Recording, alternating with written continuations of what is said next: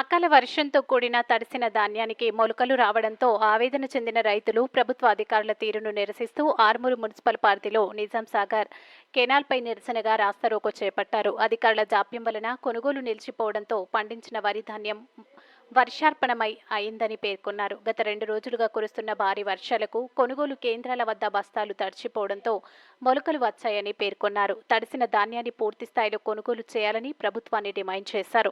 రైతులు నష్టపోకుండా జిల్లా ఉన్నతాధికారులు స్పందించి తరుగు లేకుండా ధాన్యాన్ని యుద్ధ ప్రాతిపదికన వెంటనే కొనుగోలు పూర్తి చేయాలని పేర్కొన్నారు.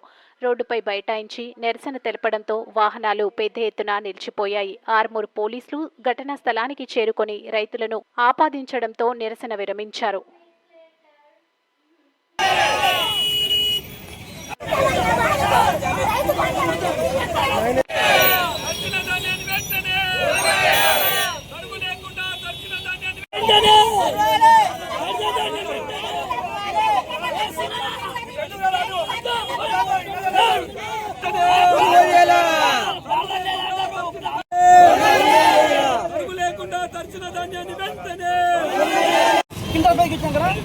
పెట్టే లాభం ఏముందా సార్ ఇలా ఇంటర్ బైకులు కంటే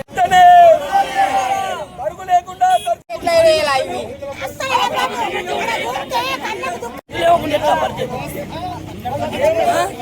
రైతులు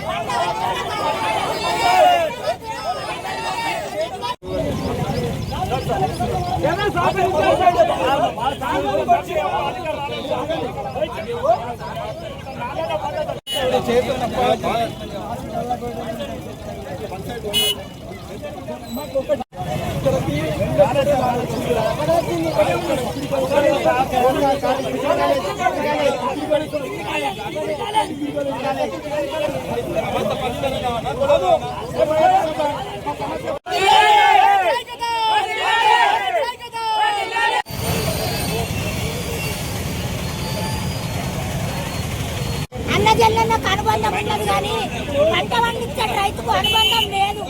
రైతును చూడకొచ్చిండ్రు. రైతులు ఎంత చూస్తారో అన్నజల్లని అనుబంధం కూడా అట్లనే ఉంటుంది. పంట పండించినాము, పంట కూడా ఇది ఎంత చేస్తే ఎంత పంట పండింది ఏం కదా. కొంత వ్యవసాయదారు అన్నలు కూడా రాజకీయంలో ఉన్నారు, వ్యవసాయదారు లేనన్నలు కూడా రాజకీయంలో తిరుగుతున్నారు. వాళ్ళకు కూడా ఏదో బాధ కలిగి ఈ అడ్డని కొనుగోలు చెయ్యాల.